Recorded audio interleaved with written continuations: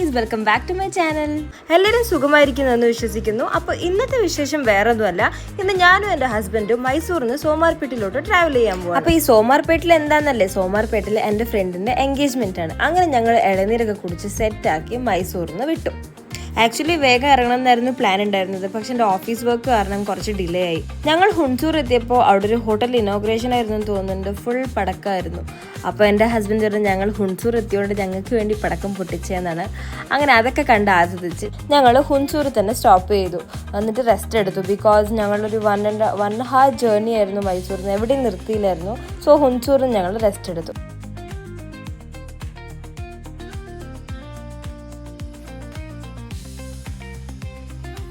Guys, ഈ ഒരു spot സ്മിതേൻ്റെ വീട്ടിലേക്ക് പോയതിനും കാട്ടി ആദ്യം കിട്ടുന്ന ഒരു സ്റ്റോപ്പിലാണ്. അങ്ങനെ ഇത് നിങ്ങൾക്ക് ആക്ച്വലി ബ്ലാക്ക് ആയിട്ടായിരിക്കും കാണുന്നത്, പക്ഷേ ഇവിടെ ഇഷ്ടം പോലെ മിന്നാമിന്നിയായിരുന്നു. എൻ്റെ ജീവിതത്തിൽ ഞാൻ ആദ്യമായിട്ടായിരുന്നു ഇത്രയ്ക്ക് മിന്നാമിന്നിനെ കണ്ടത്. അങ്ങനെ അതൊക്കെ കണ്ട് ഞങ്ങൾ അവസാനം പെണ്ണിൻ്റെ വീട്ടിലെത്തി.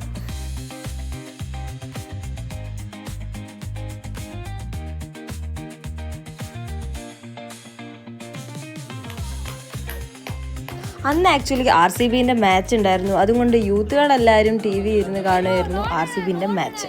പിന്നെ ഇനിയൊരു ഭാഗത്ത് രാത്രി 10 മണിയായിട്ടും അവർ ഇനിയും കിടന്നില്ലായിരുന്നു. എല്ലാവരും തമാശയും കാര്യങ്ങളും ആയിരുന്നു.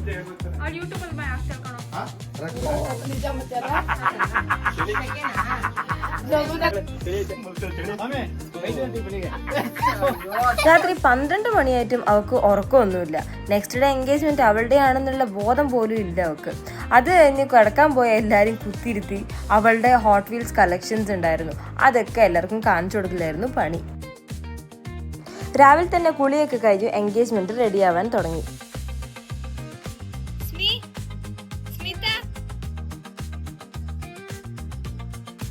ഫൈനലിൽ ഞങ്ങൾ മണ്ഡപത്തിലെത്തി. അത് കഴിഞ്ഞ് ചെക്കൻ്റെ വീട്ടുകാർ ബസ്സിലെത്തി. അങ്ങനെ അവരെ വെൽക്കം ചെയ്യാൻ വേണ്ടി എൻ്റെ സുന്ദര കുട്ടികളായിരുന്നു കുങ്കുമവും പൂവും വെച്ചിട്ട് കാത്തിക്കുന്നുണ്ടായിരുന്നത്. ഫൈനലി ചെക്കൻ്റെ വീട്ടുകാർ എല്ലാവരും അസംബിളായി. അങ്ങനെ അവരെല്ലാവരെയും പൂ കൊടുത്ത് സ്വീകരിച്ച് മണ്ഡപത്തിൻ്റെ ഉള്ളിലോട്ട് എല്ലാവരെയും വെൽക്കം ചെയ്തു. അങ്ങനെ എല്ലാവരും വന്നു കഴിഞ്ഞതിന് ശേഷം ഇവരെ ശാസ്ത്രങ്ങളൊക്കെ സ്റ്റാർട്ട് ചെയ്തു.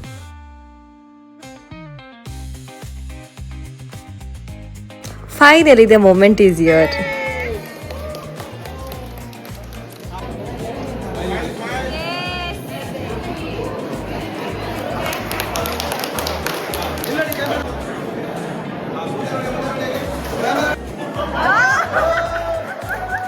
ശരിക്കും പറഞ്ഞ ഇവരെ കാണുമ്പോൾ എനിക്ക് ഏത് സ്കൂൾ പിള്ളേരെ കല്യാണം കഴിപ്പിച്ച് വിടുന്ന പോലെയാണ് തോന്നിയത്.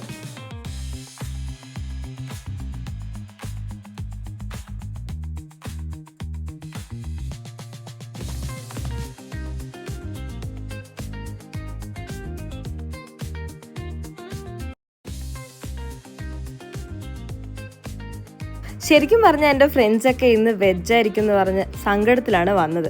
പക്ഷേ ഇവിടുത്തെ സോമാർപേട്ടത്തെ സ്പെഷ്യൽ എന്താണെന്ന് വെച്ചിട്ടുണ്ടെങ്കിൽ എൻഗേജ്മെൻറ്റിന് അവർ നോൺ വെജാണ് വെക്കാറ്. അങ്ങനെ അത് കണ്ട് എൻ്റെ ഫ്രണ്ട്സൊക്കെ ഹാപ്പിയായി ഭക്ഷണം കഴിച്ചു. ഭക്ഷണമൊക്കെ കഴിച്ചതിന് ശേഷം ഞങ്ങളൊക്കെ എല്ലാവരും കൂടി ഒരുമിച്ച് ഫോട്ടോസൊക്കെ എടുത്തു. അത് കഴിഞ്ഞിട്ട് അവർക്ക് കേക്ക് കട്ടിങ് ഒക്കെ ചെയ്തായിരുന്നു. അത് കഴിഞ്ഞ് ഫാമിലിയുടെ കൂടെ കുറച്ച് ഫോട്ടോസൊക്കെ എടുത്ത് പിന്നെ പുറത്ത് വന്നപ്പോൾ കുട്ടികളൊക്കെ ഫുൾ കളിയായിരുന്നു. ഇനി നിങ്ങൾ കാണാൻ പോകുന്നതാണ് മെയിൻ പരിപാടി.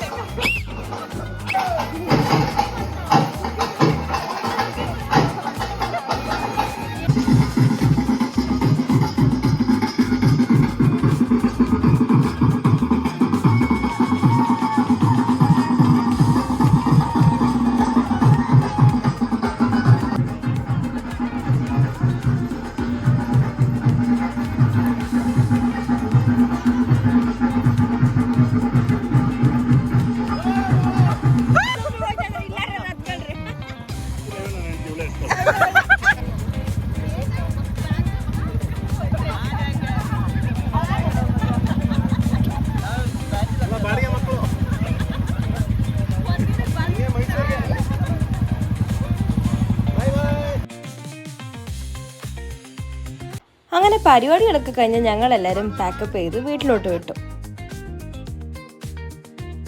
അങ്ങനെ മോഡേൺ ഗേൾ ലൈറ്ററിലാണ് തിരി കത്തിക്കുന്നത്. അങ്ങനെ അവളെ ദൃഷ്ടിയൊക്കെ എടുത്തു, എന്നിട്ട് അവളെ വീട്ടിൻ്റെ ഉള്ളിലേക്ക് കയറ്റി. വൈകുന്നേരം ആയപ്പോൾ എല്ലാവരും കൂടി ഊനോ കാർഡ്സ് കളിച്ചു. അവളെ കസിൻസും ഫ്രണ്ട്സും എല്ലാവരും ഉണ്ടായിരുന്നു. അവിടെ ഉണ്ടായ കുറേ ചേട്ടന്മാർ ഫയർ ക്യാമ്പൊക്കെ സെറ്റ് ചെയ്തു.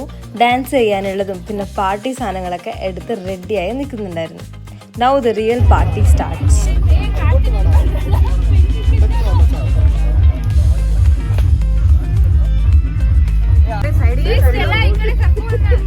ಜಾಗ ಬ್ಲಾಕ್ ಮಾಡ್ಕೊಂಡಿರ್ಬೇಕು.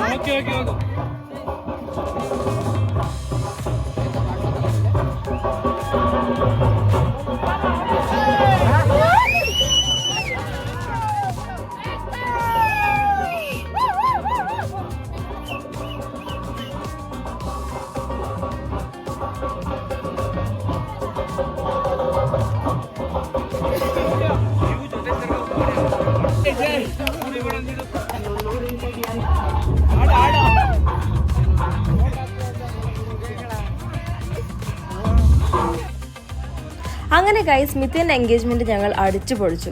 അപ്പോൾ thanks for watching my videos. ഇനി പുതിയ വിശേഷങ്ങളെ അടുത്ത വീഡിയോയിൽ കാണുന്നവരെ ടാറ്റ ബൈ.